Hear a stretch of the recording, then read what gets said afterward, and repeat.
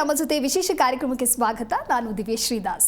ಇನ್ನು big boss ನಿಜಕ್ಕೂ ದಿನ ಒಂದೊಂದು ಟ್ವಿಸ್ಟ್ ಅನ್ನ ಕೊಡ್ತಾ ಇತ್ತು, ದಿನ ಒಂದೊಂದು ಟಾಸ್ಕ್ ಕೊಡ್ತಾ ಇತ್ತು. ಪಾರ್ಟಿಸಿಪೆಂಟ್ಸ್ ಆಗಲಿ ಅಥವಾ ಸಾಕಷ್ಟು ಜನರು ಕೂಡ ಬಿಗ್ ಬಾಸ್ ಎಪಿಸೋಡ್ಗಳನ್ನ ನೋಡಬೇಕು ಅಂತ ಹೇಳಿ ಕಾಯ್ತಾ ಇದ್ರು ಪ್ರತಿದಿನ. ಆದರೆ ಬಿಗ್ ಬಾಸ್ಗೆ ಇದೀಗ ಬಿಗ್ ಬಾಸ್ ತಂಡಕ್ಕೇನೆ ಟ್ವಿಸ್ಟ್ ಎದುರಾಗ್ಬಿಟ್ಟಿದೆ. ಸೊ ಯಾಕೆ, ಏನಾಯ್ತು, ಜೊತೆಗೆ ನಿನ್ನೆ ಎಪಿಸೋಡ್ ಏನಾಯ್ತು ಅನ್ನೋದ್ರ ಬಗ್ಗೆ ಇವತ್ತು ಮಾತನಾಡ್ತಾ ಹೋಗೋಣ. ಇದೇ ಹೊತ್ತಿನ ವಿಶೇಷ ಬಿಗ್ ಬಾಸ್ ಕತೆ ನಮ್ಮ ಜೊತೆ.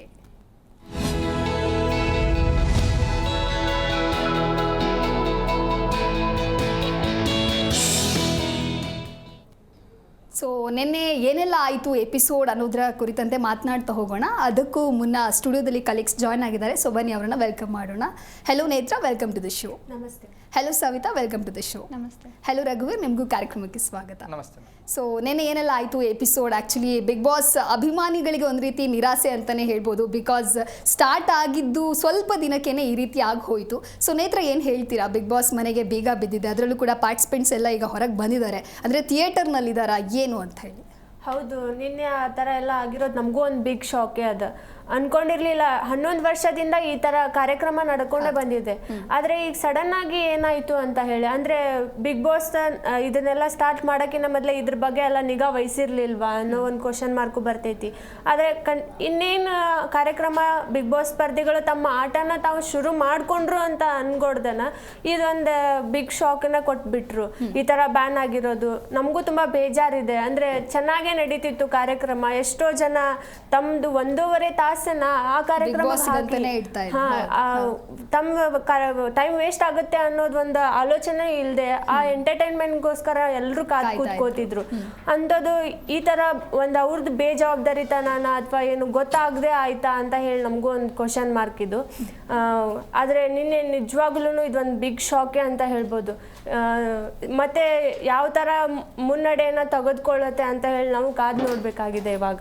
ಓಕೆ, ಸೊ ನೇತ್ರ ಹೇಳ್ತಾ ಇದ್ರಿ. ಹಾಗೆ ರಘುವೀರ್, ಅಂದರೆ ಬಿಗ್ ಬಾಸ್ ಅಂತ ಹೇಳಿದ್ರೆ ಏನು ಫಸ್ಟ್ ಟೈಮ್ ಅಂತ ಅಲ್ಲ, 11 ಸೀಸನ್ ಕೂಡ ಆಗಿದೆ. ಸೊ ಬಿಗ್ ಬಾಸ್ ಆಯೋಜಕರಿಗೆ ಆ ಪೊಲ್ಯೂಷನ್ ಬಗ್ಗೆ ಅರಿವೇ ಇರಲಿಲ್ವಾ ಅಂತ ಹೇಳಿ? ಅರಿವು ಇರುತ್ತೆ ಮೇಡಮ್. ಈಗ ನಾವು ನೋಡಕ್ ಬಂದ್ರೆ ಇದು ಸೀಸನ್ ಏನು ನಡೀತಾ ಇದೆಲ್ಲ, ಈಗ ಬಿಡದಿ ಇನೋವೇಟಿವ್ ಫಿಲ್ಮ್ ಸಿಟಿ ಹತ್ರ ನಡೀತಾ ಇದೆ, ಜಾಲಿವುಡ್ ಅಂತ ಒಂದು ಏನೋ ಸ್ಟುಡಿಯೋದಲ್ಲಿ ನಡೀತಾ ಇದೆ. ಇದು ಮೇನ್ ಬಿಗ್ ಬಾಸ್ ಏನು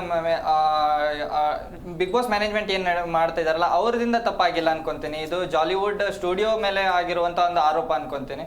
ಅವ್ರ ಆರೋಪದ ಮೇರೆಗೆ ಅವ್ರೇನು ಒಂದು ಈ ನೀರನ್ನ ಕೊಳಚೆ ಮೋರಿಗೆ ಬಿಡ್ತಾ ಇರೋದು ಮೇಲೆ ಅವ್ರ ಆರೋಪದ ಮೇರೆಗೆ ಇದನ್ನ ಸ್ಥಗಿತಗೊಳಿಸಲಾಗಿದೆ ತಾತ್ಕಾಲಿಕವಾಗಿ ಅಂತ ಇದ್ದಾರೆ. ಮುಂದಿನ ಏನ್ ಬೆಳವಣಿಗೆ ಆಗುತ್ತಂತ ನಾವು ಕಾದ್ ನೋಡ್ಬೇಕಾಗತ್ತೆ. ಯಾಕಂದ್ರೆ ಬಿಗ್ ಬಾಸ್ ಮಾಡಿರೋದೇ ಬಿಗ್ ಬಾಸ್ ಮ್ಯಾನೇಜ್ಮೆಂಟ್ ಇಂದಾನೆ, ಬಿಗ್ ಬಾಸ್ ಅವರಿಂದಾನೇ ಅದು ತಪ್ಪಾಗಿದೆ ಅಂತ ಹೇಳಕ್ ಆಗ್ತಾ ಇಲ್ಲ. ಇದು ಯಾವ ರೀತಿ ತಿರುವು ಪಡ್ಕೊಳುತ್ತೆ ಅಂತ ನೋಡ್ಬೇಕಾಗತ್ತೆ. ಯಾಕಂದ್ರೆ ಇವ್ರು ಸಾಕಷ್ಟು ಇದೇ ಫಸ್ಟ್ ಸೀಸನ್ ಅಲ್ಲ, ಯಾಕಂದ್ರೆ ಹಿಂದಿನ ಸೀಸನ್ಗಳಲ್ಲೆಲ್ಲ ನೋಡಿರ್ತೀವಿ ಯಾವ ರೀತಿ ಬೆಳವಣಿಗೆಗಳಾಗಿದ್ವು, ಯಾವ ರೀತಿ ತೊಂದರೆಗಳಾಗಿದ್ವು ಅಂತ. ಯಾಕಂದ್ರೆ ನಾವು ಸೀಸನ್ 1 ಮತ್ತು 2 ಅಂದ್ರೆ ನಾವು ಈ ಬೆಂಗಳೂರಲ್ಲಿ ನಡೆದೇ ಇಲ್ಲ, ಅದು ಬೇರೆ ಒಂದ್ ಕಡೆ ನಡೆದಿತ್ತು, ಪುಣೆ ಲೋನಾವಲ್ ಸ್ಟುಡಿಯೋದಲ್ಲಿ ನಡೆದಿತ್ತು. ರಘುವೀರ್, ಬಿಗ್ ಬಾಸ್ ತಪ್ಪಲ್ಲ ಅಂತ ಹೇಳ್ತಾ ಇದ್ರ, ಬಟ್ 2 ಟೈಮ್ ನೋಟಿಸ್ ಕೊಟ್ಟಿದ್ರಲ್ವಾ, ಅವಾಗ್ಲಾದ್ರೂ ಅವ್ರು ಎಚ್ಚೆತ್ಕೊಳ್ಬೇಕಿತ್ತಲ್ವಾ? ಹೌದು, ಎರಡು ಬಾರಿ ನೋಟಿಸ್ ಕೊಟ್ಟಿದ್ರು ನಿಗಮದವರು. ಆದ್ರೆ ಇವರು ಎಲ್ಲೋ ಒಂದ್ ಕಡೆ ಅದನ್ನ ಸರಿಯಾಗಿ ನೋಡ್ಕೊಂಡಿಲ್ಲ ಅನ್ಕೊಂತೀನಿ. ಆದ್ರೆ ಈ ಪ್ರಕಾರ ಏನು ಗ್ರೇಟರ್ ಬೆಂಗಳೂರು ಅಭಿವೃದ್ಧಿ ಪ್ರಾಧಿಕಾರ ಏನ್ ನಿರ್ಧಾರ ತಗೊಂಡಿದೆ, ಇದ್ರ ಮೇಲೆ ಮುಂದಿನ ಯಾವ ರೀತಿ ನಡೆಯುತ್ತೆ, ಬಿಗ್ ಬಾಸ್ ಶೋ ನಡೆಯುತ್ತಾ ಇಲ್ಲ ಅನ್ನೋದನ್ನ ಕಾದ್ ನೋಡ್ಬೇಕಾಗಿದೆ. ಓಕೆ, ಸೊ ಸವಿತಾ, ಏನ್ ಅನ್ಸತ್ತೆ, ರೀಸ್ಟಾರ್ಟ್ ಆಗತ್ತಾ ಅಥವಾ ಅಭಿಮಾನಿಗಳೆಲ್ಲ ಏನ್ ಹೇಳ್ತಿದ್ದಾರೆ? ಇದೊಂದು ಅಂದರೆ ಎಲ್ಲ ಸೀಸನ್ಗಿಂತ ಈ ಸೀಸನ್ ಡಿಫ್ರೆಂಟಾಗಿ ಹೊಂಟಿತ್ತು. ಅದು ಇವಾಗ ಹಿಂಗಾಗಿರೋದಕ್ಕೂ ವೀಕ್ಷಕರು ಜಾಸ್ತಿ ಸ್ಟಾರ್ಟ್ ಆಗುತ್ತಾ ಇಲ್ವಾ ಅನ್ನೋದ್ರಲ್ಲೇ ಇದ್ದಾರೆ. ಹಿಂಗೆ ನೋಡ್ಬೇಕಂತಂದರೆ 8ನೇ ಸೀಸನ್ ಕೋವಿಡ್ ಬಂದಾಗ ಹಿಂಗೆ ಆಗಿತ್ತು. ಸೊ ರೀಸ್ಟಾರ್ಟ್ ಆಗಿತ್ತು, ಕೋವಿಡ್ ಬಂದ ಟೈಮಲ್ಲಿ ಇದಾಗಿತ್ತು. ಸೊ ಈ ಸಲನೂ ಫ್ಯಾನ್ ಬೇಸ್ ಜಾಸ್ತಿ ಇರೋಕ್ಕಿಂತ ಸ್ಟಾರ್ಟ್ ಆಗ್ಬೋದು ಅನ್ಕೋತೀನಿ. ಸ್ಟಾರ್ಟ್ ಆಗಬಹುದು ಅಂತ. ಓಕೆ, ಸೊ ಇನ್ನು ಬಿಗ್ ಬಾಸ್ ಸ್ಪರ್ಧಿಗಳು ಅಂತ ಹೇಳಿದ್ರೆ ಅವ್ರಿಗೆ ಹೊರಗಡೆ ಪ್ರಪಂಚದಲ್ಲಿ ಏನಾಗ್ತಿದೆ ಅನ್ನೋದ್ರ ಬಗ್ಗೆ ಅರಿವೇ ಇರೋದಿಲ್ಲ, ಅವ್ರಿಗೆ ಗೊತ್ತಿರೋದಿಲ್ಲ. ಸೊ ನಿನ್ನೆ ಇಷ್ಟೊಂದೆಲ್ಲ ಬೆಳವಣಿಗೆಗಳು ಆಯಿತು. ಸೊ ಅವರಿಗೆ ಅಕ್ಯುರೇಟಾಗಿ ಇದೇ ಒಂದು ರೀಸನ್ನಿಂದಾನೆ, ಪೊಲ್ಯೂಷನ್ ಇನ್ನೋ ರೀಸನ್ ಕೊಟ್ಟುನೇ ಆಚೆ ಹಾಕ್ತಾ ಇದ್ದಾರೆ ಅಥವಾ ಬಿಗ್ ಬಾಸ್ ಮನೆಗೆ ಬೀಗ ಬಿತ್ತು ಅನ್ನೋದು ಗೊತ್ತಾಯ್ತಾ ಅವರಿಗೆ? ಕ್ಲಾರಿಟಿ ಇದೆ ಅಂತ ಅನ್ಸುತ್ತಾ ನಿಮಗೆ ನೇತ್ರ? ಇಲ್ಲ, ಅಂದರೆ ಅವ್ರು ಯಾವುದೇ ಒಂದು ಏನೋ ಒಂದು ಆಗೈತಿ ಅಂತಂದ್ರೂ ಬಿಗ್ ಬಾಸ್ ಮನೆ ಒಳಗೆ ಯಾರಿಗೂ ಗೊತ್ತಾಗಲ್ಲ. ಅಂದರೆ ಅಲ್ಲಿ ಯಾವುದು ಟೆಲಿಕಾಲಿಂಗ್ ಇರಂಗಿಲ್ಲ, ಯಾರೋ ಬಂದು ಹೇಳೋದು ಆಗಿರಂಗಿಲ್ಲ. ಅದರಲ್ಲೂ ಏನೋ ಒಂದು ಹೇಳಬೇಕಂದ್ರೆ ಬಿಗ್ ಬಾಸ್ ಹೇಳಬೇಕು, ಬಿಟ್ಟು ಇಲ್ಲ ಅಂತಂದರೆ ಸುದೀಪ್ ಅವರು ಬಂದು ಹೇಳಬೇಕಾಗುತ್ತೆ ಅಲ್ಲಿ ಏನು ನಡೀತು ಏನು ಅಂತ. ಪ್ರತಿ ಸಾರಿ ಏನೋ ಪ್ರಾಬ್ಲಮ್ ಆಗಿರಲಿ, ಯಾವುದೋ ಒಂದು ಯಾರ್ದೋ ಫ್ಯಾಮಿಲಿಯಿಂದ ಏನೋ ಆಗಿದ್ರು ಕಂಟೆಸ್ಟೆಂಟ್ಸ್ ಕಡೆಯಿಂದ ಅವರು ವೀಕೆಂಡ್ ಒಳಗೆ ಈ ಥರ ಆಯಿತು ಅಂತ ಹೇಳಿ ಮಿಡ್ ವೀಕ್ ಅಂದರೆ ಒಂದೂವರೆ ತಿಂಗಳ ಆದಮೇಲೆ ಇದನ್ನೆಲ್ಲ ತೋರಿಸ್ತಾರೆ, ಈ ಥರ ಎಲ್ಲ ಆಯಿತು ಅಂತ ಹೇಳಿ. ಆದರೆ ಇದು 2ನೇ ವಾರದಲ್ಲೇ ಈ ಥರ ಆಗಿರೋದು ಒಂದು ಬಿಗ್ ಶಾಕ್ ಅವರಿಗೆಲ್ಲನೂ. ಈ ಥರ ಆಗಿದೆ ಅಂತ ಹೇಳಿ ಅವ್ರಿಗೆ ಜಸ್ಟ್ ಅನ್ಕೊಂಡಿರ್ತಾರೆ ಏನಾಯ್ತಪ್ಪ ಅಂತ ಹೇಳಿ, ಆದರೆ ಅವರಿಗೆ ಯಾರು ಇನ್ನೂ ಹೇಳಿರಲ್ಲ ಅನ್ಸುತ್ತೆ. ಹಂಗೆ ಏನಾದರೂ ಹೇಳಿರೋದ ಆಗಿದ್ರೆ ಸುದೀಪ್ ಅವರು ಬಂದು ಇಷ್ಟೊತ್ತೆ ಅಲ್ಲೇ ಟ್ವೀಟ್ ಎದುರು ಮಾಡ್ತಿದ್ರು, ಏನಾದರೂ ಮಾತಾಡ್ತಿದ್ರು ಅಂತ ಅನ್ಕೊಂತೀನಿ. ಬಿಗ್ ಬಾಸ್ ಅಲ್ಲಿ ಕಂಟೆಸ್ಟೆಂಟ್ಸಿಗೆ ಏನೋ ಆಗಿದೆ ಅಂತ ಮಾತ್ರ ಗೊತ್ತಿರುತ್ತೆ, ಆದ್ರೆ ಏನಾಗಿದೆ ಅಂತ ಗೊತ್ತಿರಲ್ಲ. ಅವ್ರು ಅಲ್ಲೇ ಶಿಫ್ಟ್ ಮಾಡಿದ್ದಾರಲ್ಲ, ಸೊ ಹಂಗಾಗಿ ಅವ್ರಿಗೂ ಸ್ವಲ್ಪ ಹೆದರಿರ್ತಾರೆ ಅಷ್ಟೇ. ಅದು ಬಿಟ್ರೆ ಏನಾಗಿದೆ ಏನು ಎಂತ ಅಂತ ತಿಳಿಸಿರಲ್ಲ ಅಂತ ನನ್ನ. ಓಕೆ, ಸೊ ರಘುವೀರ್ ನಿನ್ನೆ ಎಪಿಸೋಡ್ನ ಹೈಲೈಟ್ಸ್ ಬಗ್ಗೆ ಹೇಳೋದಾದ್ರೆ ಏನು ಹೇಳ್ತೀರಾ? ನಿನ್ನೆ ಬಿಗ್ ಬಾಸ್ ಅದೇ ಹೇಳಕ್ ಬಂದಾಗ ಏನು ಬಿಗ್ ಬಾಸ್ ಏನು ಇಲ್ಲಿ ಏನು ಈಗ ನಿನ್ನೆ ತೋರಿಸಿರೋ ಪ್ರಕಾರ ನೋಡಕ್ ಬಂದ್ರೆ ನಿನ್ನೆ ಎಲಿಮಿನೇಷನ್ ನಾಮಿನೇಷನ್ ಇದು ತೋರಿಸಿದ್ರು. ನಾಮಿನೇಷನ್ ಯಾವ ರೀತಿ ಆಯಿತು, ಮತ್ತೆ ಇವರು ಅಸುರಾಧಿಪತಿ ಅಂತ ಇವರಿಗೆ ಸುಧೀರ್ ಅವರಿಗೆ ಒಂದು ಒಳ್ಳೆ ಟಾಸ್ಕ್ ಕೊಟ್ಟಿದ್ದಾರೆ. ಇದೇ ರೀತಿ ಅವರು ಮನೆಯಲ್ಲಿ ಯಾವ ರೀತಿ ಬೆಳವಣಿಗೆಗಳಾಯಿತು, ಅಸುರಾಧಿಪತಿ ಅನ್ನೋ ಒಂದು ಟಾಸ್ಕ್ ಕೊಟ್ಟ ನಂತರ ಮನೆಯಲ್ಲಿ ಯಾವ ರೀತಿ ಭುಗಿಲೆತ್ತು ಅಂತ ಈಗ ಇವರು ನಮ್ಮ ಅಶ್ವಿನಿ ಗೌಡ ಮತ್ತೆ ಜಾನ್ವಿ ಅವರು ವಿರುದ್ಧ ತಿರುಗಿಬಿದ್ರು. ಎಲ್ಲೋ ಒಂದು ಕಡೆ ರಾಜಮಾತೆ ಅಂತ ಒಂದು ಮೇಲ್ಸ್ತರದಲ್ಲಿ ಕೂತ್ಕೊಂಡಿದ್ದವರು ಒಂದ್ಮೇಲೆ ಅಸುರಾಧಿಪತಿಯನ್ನು ತಮ್ಮ ಕಾಂಪಿಟೇಟರ್ ಅನ್ನ ನೋಡಿದ್ಮೇಲೆ ಅವರಿಗೆಲ್ಲೋ ಒಂದು ಕಡೆ ಅವ್ರ ಮೇಲೆ ಒಂಥರ ಹೊಟ್ಟೆ ಕಿಚ್ಚು ಭಾವನೆ ಬಂದಂಗೆ ಕಾಣ್ತಾ ಇದೆ. ಯಾಕಂದ್ರೆ ನೇರವಾಗಿ ಗೇಮ್ ಸ್ಟಾರ್ಟ್ ಮಾಡಿಬಿಟ್ರು, ನಿನ್ನೆನೆ ಅವರು ವಿರುದ್ಧನೇ ಹೋಗ್ಬಿಟ್ರು. ಅದಕ್ಕೆ ಅವ್ರ ತಕ್ಕ ಪ್ರತಿಫಲನೂ ಸಿಕ್ಬಿಡ್ತು, ಯಾಕಂದ್ರೆ ಅವರ ನೇರವಾಗಿ ನಾಮಿನೇಟು ಮಾಡಿಬಿಟ್ರು. ಈಗ ಈ ತರ ಬೆಳವಣಿಗೆಗಳು ನಡೀತವೆ. ಕಾಕ್ರೋಚ್ ಜೊತೆಗೆ ಆ ಪವರ್ನ ಕರೆಕ್ಟಾಗಿ ಅವ್ರು ಮೇಂಟೈನ್ ಮಾಡ್ತಿದ್ದಾರೆ ಅಂತ ಅನ್ಸುತ್ತಾ ನಿಮಗೆ? ಹೌದು, ಖಂಡಿತ ಚೆನ್ನಾಗೇ ಮಾಡಿದ್ರು. ಯಾಕಂದ್ರೆ ಅವರಿಗೆ ವಾರದ ಕಥೆಯಲ್ಲೂ ಸುಮಾರಷ್ಟು ಸುದೀಪ್ ಸರ್ ಇಂದ ಒಳ್ಳೆ ಸಲಹೆಗಳು ಸಿಕ್ಕಿದ್ವು. ಅದನ್ನ ಸರಿಯಾಗಿ ಸದುಪಯೋಗ ಪಡಿಸ್ಕೊಂಡ್ರು. ಈ ಒಂದು ನಿನ್ನೆ ಒಂದು ಎಪಿಸೋಡಲ್ಲಿ ಅವರಿಗೆ ಕೊಟ್ಟಂತ ಒಂದು ಏನು ಪಾತ್ರ ಇದೆಯಲ್ಲ ಅಸುರಾಧಿಪತಿ ಅನ್ನೋದು, ಅದನ್ನ ತುಂಬಾ ಚೆನ್ನಾಗಿ ನಿಭಾಯಿಸ್ತಾ ಇದ್ದಾರೆ ಅನ್ಕೊಂತಿದ್ದೀನಿ. ಒಳ್ಳೆ ಆಟ ಆಡ್ತಿದ್ದಾರೆ. ಓಕೆ, ಸೊ ನೇತ್ರ ಹೇಳ್ತಾ ಇದ್ರಿ ಜಂಟಿ ಅಂತ ಹೇಳಿದ್ರೆ ಅಶ್ವಿನಿ SN ಮತ್ತೆ ಅಭಿಷೇಕ್, ಅಶ್ವಿನಿ ಗೌಡ ಹತ್ರ ಹೋಗ್ಬಿಟ್ಟು ಬಾಟಲ್ನ ಕಸ್ಕೊಂಡು ಬನ್ನಿ ಅಂತ ಹೇಳಿದಾಗ ಅಲ್ಲೊಂದು ಕ್ಲಾಶಸ್ ಆಗುತ್ತೆ. ಸೊ ಅದು ಸರಿ ಅನ್ಸುತ್ತಾ ನಿಮ್ಗೆ? ಅಂದ್ರೆ ಅಸುರಾಧಿಪತಿ ಕಾಕ್ರೋಚ್ ಸುದಿ ಅವರು ಏನು ಹೇಳಿದ್ರಲ್ಲ ಅದನ್ನ ಮಾತ್ರ ಮಾಡ್ತಿದ್ರು ಅವರು. ಅವಾಗ ಕಸ್ಕೊಂಡ್ ಬನ್ನಿ ಅಂತ ಅಂದಾಗ ಇವರು ತಮ್ಮದೇ ಆದಂತ ಒಂದು ರಾಣಿ ರಾಜಮಾತೆ ಅನ್ನೋದ್ರಿಂದ ಹಿಡಿದು ಅದೊಂದೇ ತಮ್ಮದೇ ಆದಂತ ಅಹಂನಿಂದ ಅದೊಂದು ಇನ್ಸಿಡೆಂಟ್ ನಡೀತು ಹೊರತು ಬೇರೆ ಯಾವ ರೀಸನ್ನಿಗೂ ಅಲ್ಲ. ಅವರು ಹೇಳ್ದಾಗ ಕಾಕ್ರೋಚ್ ಸುದಿ ಅವರು ಅಧಿಪತಿ ಅನ್ನೋದನ್ನ ತಲೆ ಒಳಗೆ ಇಟ್ಕೊಳ್ಳೋದ ಇದರ ನಮ್ದೇ ಆದಂತ ಒಂದು ರಾಜಭಾರ ನಡೆಸ್ತೀವಿ ನಾವು ಅಂತ ಈ ತರ ಅವ್ರು ಈಗೋಯಿಸ್ಟಿಕ್ ಆಗಿ ಅದು ಜಗಳ ಮುಂದುವರೆದಾಗ ಅದ್ ಗೊತ್ತಾಗ್ದೇನ ಅವ್ರಿಗೆ ನೇಲ್ತಾಗಿ ಅದು ಆಗಿರೋದು ಮಾತ್ರ, ಬೇರೆ ಎದಕ್ಕೂ ಅಲ್ಲ.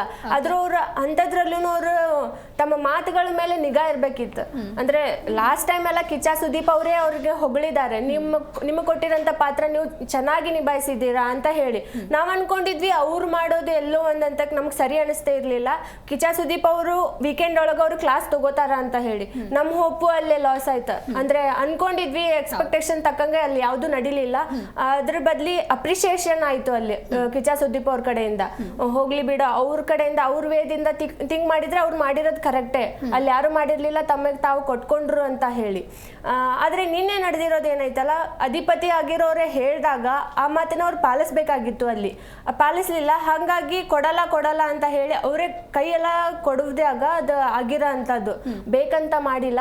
ಆದ್ರೆ ಅವ್ರ ಮಾತುಗಳನ್ನ ಯೂಸ್ ಮಾಡುವಾಗ ಸ್ವಲ್ಪ ನಿಗಾ ವಹಿಸ್ಕೊಂಡು ಯೂಸ್ ಮಾಡ್ಬೇಕಿತ್ತು. ಆ ಥರ ಎಲ್ಲ ಮೈ ಫುಟ್ ಈ ಥರ ಎಲ್ಲ ಯೂಸ್ ಮಾಡಬಾರ್ದಿತ್ತು. ಅದು ಬೇಕಂತ ಮಾಡಿದ್ದಲ್ಲ, ಮ್ಯಾನ್ ಹ್ಯಾಂಡ್ಲಿಂಗ್ ಅಂತ ಹೇಳೋಕ್ಕಾಗೋದೇ ಇಲ್ಲ. ಅದು ಅವರಾಗೆ ಕೈ ತೆಗೆದಾಗ ಅದು ನೇಲ್ ತಾಗಿ ಆ ಥರ ಪೆಟ್ಟಾಗಿದ್ದು.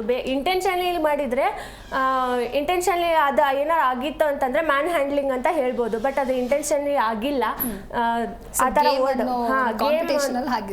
ಆ ಥರ ಆಗಿರೋದಕ್ಕೆ ಅವರು ವರ್ಡ್ ಯೂಸ್ ಮಾಡಿರೋದಾಗಿರ್ಬೋದು, ಅವರು ಚೀರಾಡಿರೋದಾಗಿರ್ಬೋದು, ಇದು ಯಾವುದನ್ನು ನಾವು ಒಪ್ಪೋದಿಲ್ಲ.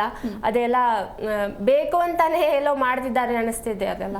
ಸೊ ಏನು ಹೇಳ್ತೀರಾ ಅಶ್ವಿನಿ ಗೌಡ ಅವರು ಆ ರೀತಿ ರಿಯಾಕ್ಟ್ ಮಾಡಿದ್ದಕ್ಕೆ? ಅವರು ಬಂದಾಗಿಂದ ಫಸ್ಟ್ ವೀಕಿಂದನೇ ರಾಜಮಾತೆ ಅಂತೇಳಿ ಬಂದರು. ಅವ್ರದ್ದೇ ಒಂದು ಎಲ್ಲರೂ ಇವಾಗ ಅಸುರ ಸುದಿ ಅವ್ರದ್ದು ಮಾತು ಕೇಳಬೇಕಂತ ಬಿಗ್ ಬಾಸ್ ಹೇಳಿದಾಗ ನಾನು ಯಾಕೆ ಕೇಳಬೇಕು, ನಾನು ಕೇಳಲ್ಲ ರಾಜಮಾತೆ ಅಂತ ಹೇಳಿ ಅವ್ರದ್ದು ಒಂದು ಟೀಮ್ ಕಟ್ಟಕ್ಕೆ ಸ್ಟಾರ್ಟ್ ಮಾಡೋರ್ನಿ. ಸೊ ನಿನ್ನೆ ಏನೇ ಹೇಳಿದ್ರು ಅದಕ್ಕೆ ಆಪೋಸಿಟ್ ನಿಂತಿದ್ರು. ನಮ್ಮ ಟೀಮಲ್ಲಿ ಬರ್ತೀರಾ, ಅವ್ರ ಟೀಮಲ್ಲಿ ಬರ್ತೀರಾ ಹಂಗೆ ತಿಳ್ಕೊಂಡು ಅದರಲ್ಲೇ 2 ಟೀಮ್ ಥರ ಮಾಡಿಕೊಂಡು ಅದು ಜಾನ್ವಿ ಅವ್ರ ಜೊತೆ ನಿಂತು ನಿನ್ನೆ ಅದೊಂದು ಹೈಲೈಟ್ ಅವ್ರದ್ದು ನಿನ್ನೆ. ಓಕೆ, ಸೊ ಬಿಗ್ ಬಾಸ್ ಮನೆ ಮೇಲೆ ಅಂದರೆ ಈ ರೀತಿ ಒಂದು ಡಿಸಿಷನ್ ತಗೊಂಡಿದೆ, ಸೊ ಅದ್ರ ಬಗ್ಗೆ ನಿಮ್ಮ ಒಪಿನಿಯನ್ ಏನು ಮಾಲಿನ್ಯ ಕಂಟ್ರೋಲ್ ಬಗ್ಗೆ? ಮಾಲಿನ್ಯ ನನಗನ್ಸುತ್ತೆ ಒಳ್ಳೆ ನಿರ್ಧಾರ ಅನ್ಕೊಂತೀನಿ. ಯಾಕಂದರೆ ಪರಿಸರ ಮಾಲಿನ್ಯದ ಮೇಲೆ ಗೌರ್ಮೆಂಟ್ ಒಳ್ಳೆ ನಿಗಾ ವಹಿಸ್ತಿದೆ ಅಂದರೆ ಅದನ್ನು ನಾವು ಚೆನ್ನಾಗಿ ಅಂದ್ಕೊಳ್ಬೇಕು. ಯಾಕಂದರೆ ಏನು ಸರ್ಕಾರ ನಮ್ಮ ಗೌರ್ಮೆಂಟ್ ಏನು ತಗೊಳ್ತಾ ಇಲ್ಲ ನಿರ್ಧಾರ, ಅದು ಪರಿಸರದ ಮಾಲಿನ್ಯದ ಮೇಲೆ ಏನು ನಿರ್ಧಾರ ತಗೊಳುತ್ತೆ ಒಳ್ಳೆ ನಿರ್ಧಾರ ಅನ್ಕೊತೀನಿ. ಇದೇ ರೀತಿ ಮುಂದಿನ ನಮ್ಮ ಕೆಲವೊಂದಿಷ್ಟು ಬೇರೆ ಬೇರೆ ಸ್ಥಳದಲ್ಲೂ ಇದನ್ನು ನಾವು ನೋಡ್ಕೊಬೇಕಾಗುತ್ತೆ. ಯಾಕಂದರೆ ನನ್ನ ಪ್ರಕಾರ ಹೇಳಕ್ಕೆ ಬಂದರೆ ನಾನೊಂದು ಕಡೆ ನೋಡ್ತಾ ಇದ್ದೀನಿ, ಕೆಲವೊಂದಿಷ್ಟು ಅರಣ್ಯ ನಾಶ ಮಾಡೋ ಒಂದು ಅರಣ್ಯ ನಾಶ ಆಗುವ ಒಂದು ಸ್ಥಿತಿ ಎಲ್ಲ ಮಾಡ್ತಾ ಇದ್ದಾರೆ. ಕೆಲವೊಂದಿಷ್ಟು ಯೋಜನೆ ಹೆಸರಲ್ಲಿ ಅರಣ್ಯ ನಾಶ ಆಗೋದು, ಇದನ್ನೆಲ್ಲ ಗೌರ್ಮೆಂಟ್ ನಿಗಾವಹಿಸ್ಬೇಕು ಅನ್ಕೊಂತೀನಿ.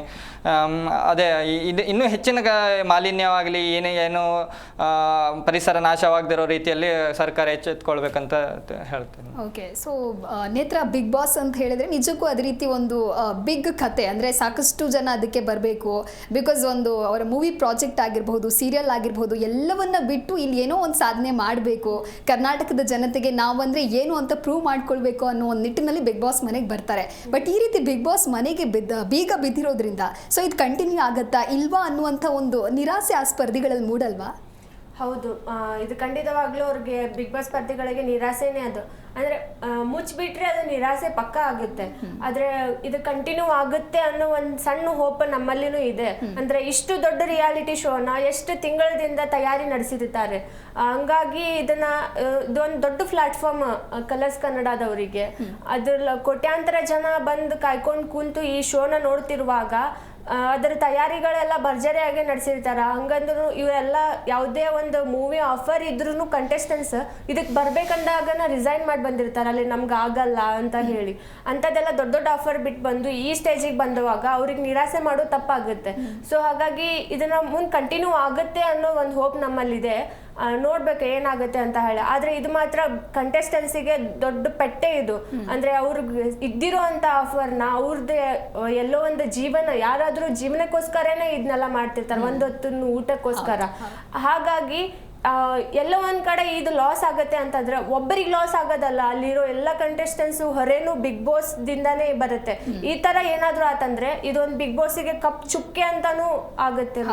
ಹಾಗಾಗಿ ಇದನ್ನ ನಿಗಾ ವಹಿಸಿ ಇದ್ರದ್ದು ಏನೋ ಸಮಸ್ಯೆ ಇದ್ರೂ ಪರಿಹಾರ ಮಾಡಿಕೊಂಡು ಮುಂದೆ ಹೋದ್ರೆ ಅವ್ರ ಬಿಗ್ ಬಾಸ್ ಅಭಿಮಾನಿಗಳಿಗೆ, ಕಿಚ್ಚ ಸುದೀಪ್ ಅಭಿಮಾನಿಗಳಿಗೆ ಒಂದು ಹೊಸ ಹುರುಪು ಬಂದಂಗಾಗುತ್ತೆ ಅಂತ ನನ್ನ ಅನಿಸಿಕೆ.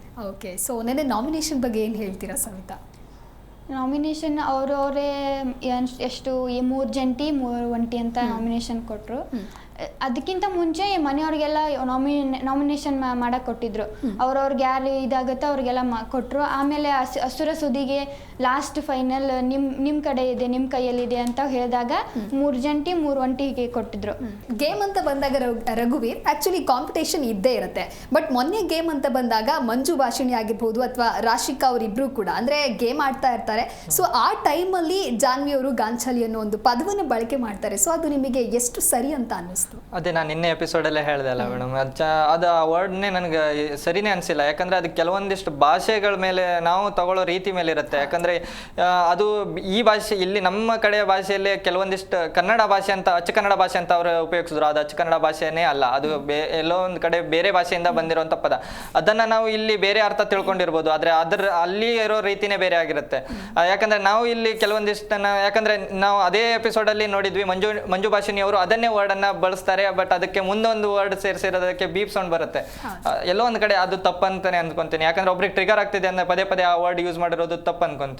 ಓಕೆ, ಸೊ ಹಾಗಾದ್ರೆ ಬಿಗ್ ಬಾಸ್ ರೀಸ್ಟಾರ್ಟ್ ಆದ್ರೆ ಅಭಿಮಾನಿಗಳಿಗೆ ಇನ್ನಷ್ಟು ಖುಷಿ ಹೆಚ್ಚಾಗ್ಬೋದಾ? ಹೌದು, ಖಂಡಿತ ಹೆಚ್ಚಾಗುತ್ತೆ. ಅದೇ ಹೇಳಿದೆ ಅಲ್ಲ ನಾನು, ಕೋಟ್ಯಾಂತರ ಜನ ಇದಕ್ಕೋಸ್ಕರನೇ ಕಾಯ್ಕೊಂಡು ಕುಂತಿರ್ತಾರೆ. ಅದರಲ್ಲಿ 17 ಕಂಟೆಸ್ಟೆಂಟ್ಸ್ 19 ಕಂಟೆಸ್ಟೆಂಟ್ಸ್ ಇಂದ ಸ್ಟಾರ್ಟ್ ಆಗಿರೋದು ಬಂದು ಒಂದು ಕಂಟೆಸ್ಟೆನ್ಸಿಗೆ ನಿಂದಿರುತ್ತೆ ಅಂದ್ಮೇಲೆ ಅದ್ರ ಮೇಲೆ ಖಂಡಿತ ಸಾಕಷ್ಟು ಹೋಪ್ಗಳನ್ನ ಇಟ್ಕೊಂಡಿರ್ತಾರ. ಇದರಿಂದ ಏನೋ ಒಂದು ಕನಸುಗಳನ್ನ ಕಟ್ಕೊಂಡಿರ್ತಾರ. ಈ ತರ ಎಲ್ಲ ಇದ್ದಾಗ ಇದ್ರ ಬಗ್ಗೆ ಒಂದು ನಿಗಾ ವಹಿಸಿ ಅಭಿಮಾನಿಗಳಿಗೆ ಖುಷಿ ಆಗುವಂತ ಒಂದು ನಿರ್ಧಾರನ ತೆಗೆದುಕೊಳ್ತಾರ ಅಂತ ಹೇಳ್ಬೋದು. ಓಕೆ, ಇನ್ನು ಜಾನ್ವಿ ಅವರು ಮಹಾರಾಣಿ ಅಂತ ಹೇಳಿನೇ ಸ್ಟಾರ್ಟ್ ಮಾಡಿದ್ರು, ಸೊ ಇದ್ರ ಬಗ್ಗೆ ಏನು ಅನ್ಸುತ್ತೆ? ಅಂದರೆ ಫಸ್ಟ್ ವೀಕ್ ಸೆಕೆಂಡ್ ವೀಕಲ್ಲಿ ಅವರು ಸ್ಟ್ಯಾಂಡ್ ತೊಗೊಂಡಿದ್ದಿಲ್ಲ, ಅಲ್ಲೇ ಗುಂಪು ಅಂದರೆ ಸೈಡಲ್ಲಿದ್ದರು. ಏನು ಸುದೀಪ್ ವೀಕೆಂಡಲ್ಲಿ ಸರ್ ಬಂದು ಹೇಳ್ತಾರಲ್ಲ, ಅವಾಗಿಂದ ನಾನು ಕಾಣಿಸ್ಕೋಬೇಕನ್ನೋ ಒಂದು ರೀತಿ ಒಳಗೆ ನಿನ್ನೆ ಅಶ್ವಿನಿ ಗೌಡ ಅವ್ರ ಜೊತೆ ಸೇರಿ ಬೇಕಂತ ನಾನು ಬೈಸ್ಕೊಳ್ಳೇಬೇಕು, ಅವ್ರ ಕಡೆ ಸುದಿ ಕಡೆಯಿಂದ ಪನಿಷ್ಮೆಂಟ್ ತಗೊಳ್ಳೇಬೇಕು ಅನ್ನೋ ರೀತಿ ಒಳಗೆ ನಿನ್ನೆ ಕಾಣಿಸ್ಕೊಂಡ್ರು. ಹಾಂ, ಓಕೆ. ಸೊ ಅವರು ಜಾನ್ವಿ ಅವರು ಕಿಚ್ಚ ಸುದೀಪ್ ಅವರು ಹೇಳಿದ್ಮೇಲೆ ಅದಕ್ಕಿಂತ ಮೊದಲು ಅವರು ಅಶ್ವಿನಿ ಗೌಡ ಅವ್ರ ಜೊತೆಗೆ ಒಂದು ತಮ್ಮದೊಂದು ಆಟ ಆಡ್ತಿದ್ರು. ಅಂದ್ರೆ ಅವರು ಸ್ಟ್ರಾಂಗ್ ಇದ್ದಾರೆ ಅನ್ನೋ ಕಾರಣಕ್ಕೋ ಯಾವುದಕ್ಕೂ ಗೊತ್ತಿಲ್ಲ, ಬಟ್ ಅವ್ರ ಜೊತೆಗೇನೆ ಅಲ್ಲೇ ಸೈಡಿಗೆ ಆಗ್ಬಿಡ್ತಾರೆ ಏನೋ ಅಂತ ಹೇಳಿ ಅವ್ರ ಮಾತುಗಳಿಂದ ಅವ್ರು ಬರೀ ಮಾತಾಡ್ತಿದ್ದಾರೆ ಬಿಟ್ರೆ ಬೇರೆ ಯಾವ ಗೇಮ್ನು ಸ್ಟಾರ್ಟ್ ಮಾಡಿಲ್ಲ. ಅದರಲ್ಲೂ ಅವರು ಕನ್ನಡ ಮೀಡಿಯಂ ಅಂತ ಹೇಳ್ಕೊಂತ ಬರ್ತಾರೆ. ಅಲ್ಲಿಯವರು ಎಷ್ಟು ಜನ ಇಂಗ್ಲಿಷ್ ಮೀಡಿಯಮು ಏನೋ ನಮಗೂ ಗೊತ್ತಿಲ್ಲ. ಅಂದ್ರೆ ಇದೊಂಥರ ತಪ್ಪು ಅನ್ಸುತ್ತೆ, ನಾವು ಕನ್ನಡ ಮೀಡಿಯಮ್ಮು ಅಂತ ಹೇಳಿ. ಅವರು ಎಷ್ಟೋ ಪಾಪ್ಯುಲಾರಿಟಿ ಹೊಂದಿರೋದು ರಿಯಾಲಿಟಿ ಶೋಗೆ ಬಂದ್ಮೇಲೆ. ಅವ್ರು ಜರ್ನಲಿಸ್ಟ್ ಆಗಿದ್ದಾಗ, ಹೌದು ಜರ್ನಲಿಸ್ಟು ಆಗಿದ್ದಾಗ ಸ್ವಲ್ಪ ಅವ್ರ ಹೆಸರುಗಳನ್ನ ಮಾಡ್ಕೊಂಡಿದ್ರು, ಆದರೆ ರಿಯಾಲಿಟಿ ಶೋಗೆ ಬಂದ್ಮೇಲೆ ಅವರು ಮಾಡರ್ನ್ ವೇ ಒಳಗೆ ಹೋದ ಮೇಲೆ ಅವರು ಪಾಪ್ಯುಲಾರಿಟಿ ತಗೊಂಡಿರೋದು. ಹಾಗಂತ ಹೇಳಿ ಅವ್ರು ಕನ್ನಡ ಶಾಲೆ ಒಳಗೆ ಓದಿರ್ತಾರಂತಂದ್ರೆ ಅವ್ರ ನಯ ನುಡಿ, ಅವ್ರು ಹಾಕೋ ಬಟ್ಟೆ ಎಲ್ಲಾನು ಅವ್ರನ್ನ ಬಿಂಬಿಸಂಗೆ ಇರ್ಬೇಕ ಹೊರತು ಅವ್ರ ಮಾತುಗಳಿಂದ ಕುಗ್ಸಂಗಿರಬಾರ್ದು ಜನಗಳನ್ನ. ಬಟ್ ಅವರು ಯೂಸ್ ಮಾಡುವಂಥ ಪದ ಅವ್ರ ಮಾತುಗಳಿಂದ ಬರೀ ಆಟ ಸ್ಟಾರ್ಟ್ ಮಾಡೋಕ್ಕಾಗಲ್ಲ, ಫಿಸಿಕಲಿ ಟಾಸ್ಕ್ನ ಕಂಟಿನ್ಯೂ ಮಾಡಬೇಕು ಅಂತ ನಾನು ಅನ್ಕೊಂಡಿನಿ. ಓಕೆ, ಸೊ ಇಷ್ಟೊತ್ತು ಕಾರ್ಯಕ್ರಮಕ್ಕೆ ಭಾಗಿಯಾಗಿರೋದಕ್ಕೆ ಥ್ಯಾಂಕ್ಸ್ ಟು ಆಲ್. ಎಸ್, ನೋಡಿದ್ರಲ್ವಾ ವೀಕ್ಷಕರೇ, ನಿನ್ನೆ ಎಪಿಸೋಡ್ ಆಗಿರಬಹುದು ಅಥವಾ ಬಿಗ್ ಬಾಸ್ ಮನೆಗೆ ಬೀಗ ಬಿದ್ದಿರೋದ್ರ ಬಗ್ಗೆ ಇವತ್ತಿನ ನಮ್ಮ ಕಾರ್ಯಕ್ರಮದಲ್ಲಿ ಸಾಕಷ್ಟು ಮಾತನಾಡಿದ್ದೀವಿ. ಸೊ ಬಿಗ್ ಬಾಸ್ ಮತ್ತೆ ರೀಸ್ಟಾರ್ಟ್ ಆಗಲ್ವಾ ಅನ್ನೋದನ್ನ ಕಾದು ನೋಡಬೇಕಿದೆ. ಇದಾಗಿತ್ತು ಇವತ್ತಿನ ಬಿಗ್ ಬಾಸ್ ಕತೆ. ನಮ್ಮ ಜೊತೆ ವಿಶೇಷ. ನೋಡ್ತಾ ಇರಿ ಜಿ ಕನ್ನಡ ನ್ಯೂಸ್, ಸತ್ಯವೇ ಸುದ್ದಿಯ ಜೀವಾಳ.